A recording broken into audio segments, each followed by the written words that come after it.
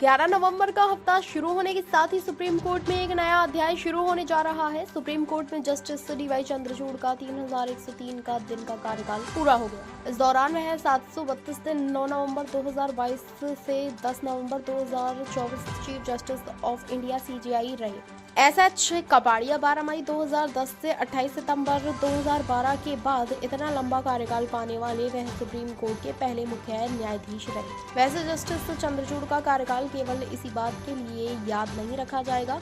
अपने विदाई समारोह में जस्टिस चंद्रचूड़ ने कहा कि वह सबसे ज्यादा ट्रोल किए जाने वाले चीफ जस्टिस हैं। उन्होंने चुटकी भी ली कि उनके रिटायरमेंट के बाद वे ट्रोलर्स बेरोजगार हो जाएंगे। उन्होंने ट्रोल होने की वजह भी बताई और कहा कि जब आप अपनी निजी जिंदगी लोगों के सामने लाएंगे तो सोशल मीडिया के जमाने में ट्रोल होने का जोखिम रहेगा ही। जस्टिस चंद्रचूड़ के सामने यह छवि बदलने की चुनौती थी, इसकी भी उन्होंने भरपूर कोशिश भी की। न केवल बतौर सीजेआई अदालतों में अपने काम से मुकदमों पर दिए गए फैसलों से, बल्कि इससे इतर बाहर जाकर भी उन्होंने सुप्रीम कोर्ट के कई फैसलों का हवाला देकर यह दावा किया कि न्यायपालिका सरकार के बिना किसी दबाव के पूरी तरह स्वतंत्र रूप से काम करती है। मीडिया के मंच से उन्होंने साफ कहा था, दबाव होता तो क्या आप ऐसे फैसलों की उम्मीद कर सकते थे। जस्टिस चंद्रचूड़ ने अपने को मीडिया के लिए भी काफी हद तक ओपन रखा था। सीजेआई चंद्रचूड़ संभवतः सबसे ज्यादा मीडिया फ्रेंडली चीफ जस्टिस के रूप में भी याद किए जाएंगे। चीफ जस्टिस रहते हुए वह मीडिया के निमंत्रण पर कई कार्यक्रमों में इंटरव्यू देते